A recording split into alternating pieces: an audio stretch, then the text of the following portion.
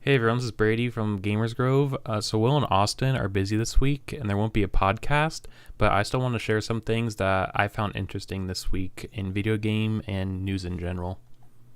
Before we get started with the news, I just want to give a quick shout out to all of our first time listeners. If this is your first video you're watching from the GamersGrove, we normally have a podcast every week.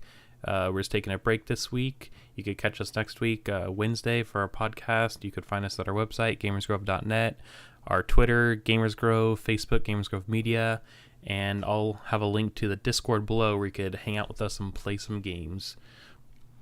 Alright, so first thing I'll talk about this week is Bosskey Productions.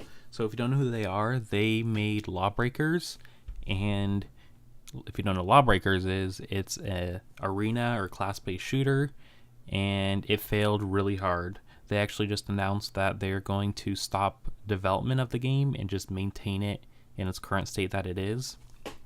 To expand more on that, Lawbreakers came out around the same time that Overwatch came out, and actually I think it was after Overwatch came out. All the specific dates in the description, but it essentially failed because Overwatch dominated the class-based shooter market at the time, and they still do actually. They probably will for a while unless something comes out that's spectacular and will, beat what they have. But they came out with a game in a saturated market at the time where there was a clear winner of that market, and they didn't really care. They had faith, bless their heart, but business is business. So the thing that they announced recently was a battle royale game.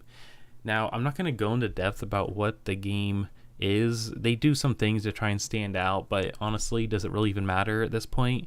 Like, battle royale is such a saturated market with so many other games coming out. It really doesn't even matter what they do.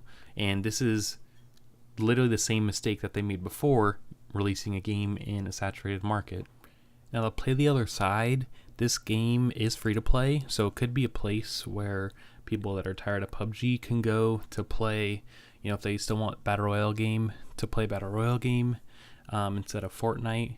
So I guess they have that going for them, but like I said before, they made a huge mistake of making another game in a saturated market. The game is also in early access, and it's in really early access. Bosskey Productions even said as a quote, the game's janky right now. So I don't really know what their strategy is for this game. There's going to be some sort of microtransaction or the typical in-game currency that you could buy to get money, but they might have an actual player base since it is free to play. So good luck, Bosskey Productions, and I'll probably play the game and give my opinion on it next week. So this next topic isn't really news related. It's about Fortnite and the rate at which they're adding things to their game.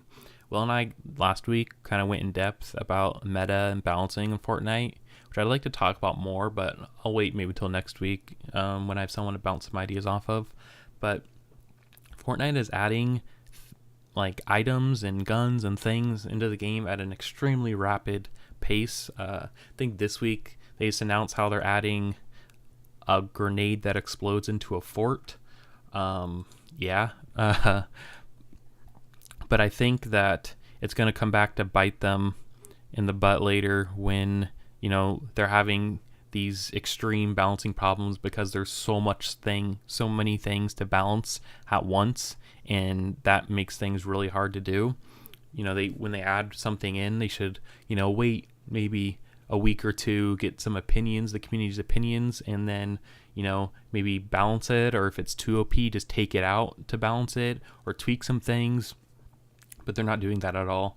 They're pretty much just constantly adding things into the game to keep players' attention, to compete with Pubg, essentially. And it's working right now. It's working pretty good. But I'm just thinking, down the line for them when, they have 20 to 30 guns. They might even have that many now. I don't even know. And, one of them or 5 of them are super overpowered and the rest are really underwhelmed when it comes to their, damage and rate that they're used. I think when it gets to that point, they're going to regret adding things at this rate into the game. Now let's look at Pubg in their way of releasing things. So they usually will have a public test realm or a public test server, whatever you want to call it. Sometimes I think it's private sometimes, and we'll use the new map. They the new small map.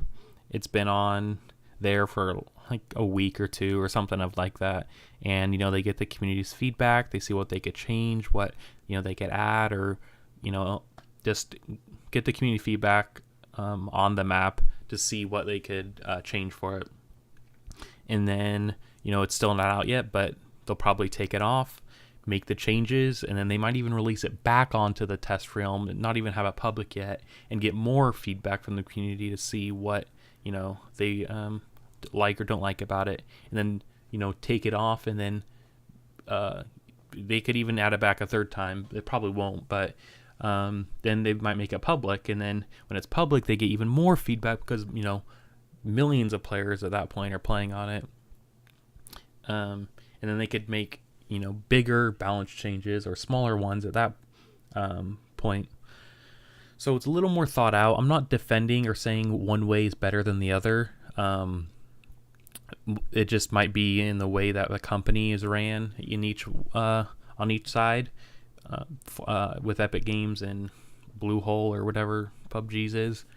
It's just a different way to look at it, and just something to think about for you and see what way you might like better, or what ways you could give feedback to each of the game companies for things they release.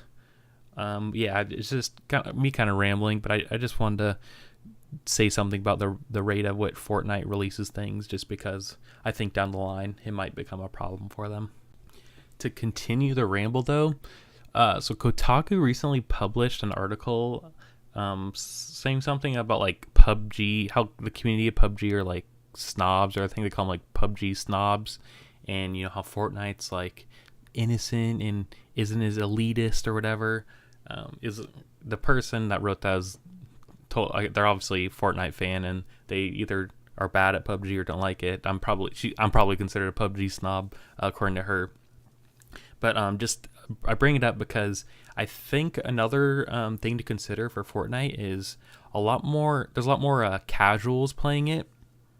There's probably equally amount on Pubg, but Fortnite's kind of more in the spotlight right now with like social media and internet celebrities playing the game. So they bring in all of their non-gaming fans, and so balancing might not be an issue as much because of that reason, where most of the people don't really care or look at the game that deep in a way. This could just be total biased, or it's all speculation, but just another thing to think about, and just trying to understand why or what Fortnite's or Epic Games' model is with adding so much stuff in and not really thinking about balancing and controlling the meta in Fortnite right now. But moving on, that's all I'm going to say for now about Fortnite and Pubg. Every week, there's so much stuff released for Fortnite and Pubg, and I get tired of talking about both the games. I enjoy playing them, but it's just annoying how much each of them are controlling like media and gaming right now. So we try and pick topics that are a good mix in between Battle Royale and just every other genre or gaming news. Moving on, I'd like to try and almost restrict us just to maybe talk about one topic of each for the podcast, because I know this week bunch of Fortnite stuff, there's a ton of Pubg stuff, and I'm just not going to talk about it. I'll link them down below, some articles about them if you would like to read about them, but that's all I'm going to talk about with Battle Royale, between the new game that Lawbreakers dev is making, and Fortnite and Pubg. So moving on. Alright, so last topic I'm going to talk about this week is something called Flash Ops, and Microsoft and Blizzard are teaming up to make events that Overwatch fans can attend at Microsoft stores and other locations, such as some universities in California and throughout the rest of the country, to play Overwatch.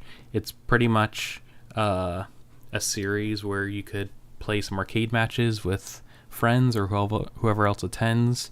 It's going to be running from April 19th to June 21st. It's going to be every Thursday from 5:30 to 9 p.m. local time. They'll have other activities like trivia sessions and art activities, because I know the art community is really big in Overwatch. But I think it's a cool step and a good partnership for Blizzard and Microsoft. In a sense, they kind of are competitors, because I mean Microsoft has their game studio. It's not as big, but it's still something. So I think it's cool that they're starting things like this for Overwatch, because I know they have like fireside gatherings for Hearthstone, which it's a little different. But TESPA will also be organizing the university events, which TESPA, they're pretty much a college esports organization, and they've organized things such as Here's the Dorm. They've other Hearthstone tournaments for colleges. You can look them up. They've done a lot of cool stuff. But yeah, I think it's a cool event that's going on. All the info in the description, so you could check it out, and you and your friends could go play some Overwatch with people. Thank you everyone for watching or listening this week. This is kind of something different just because we don't have a podcast this week, and I want to put out some content still and just talk about some things by myself. But let us know if you like what this is, or if you'd like to maybe see a shorter version of the podcast in video form every week, or just tell us if you don't like it. I mean, any opinion or any feedback is good for us. So all of our social media links down below. Feel free to check us out elsewhere, and you could stay tuned until next Wednesday, where we'll be back on schedule with our podcast. See ya.